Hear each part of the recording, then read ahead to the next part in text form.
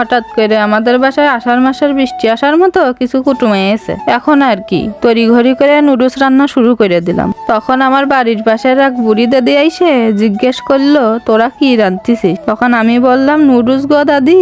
তখন দাদি বলল, সে আবার কি? বাপের জন্মেও তো শুনিনি টুটুস আবার কি? আমি বললাম, ওরে টুটুস না, নুডলস নুডলস।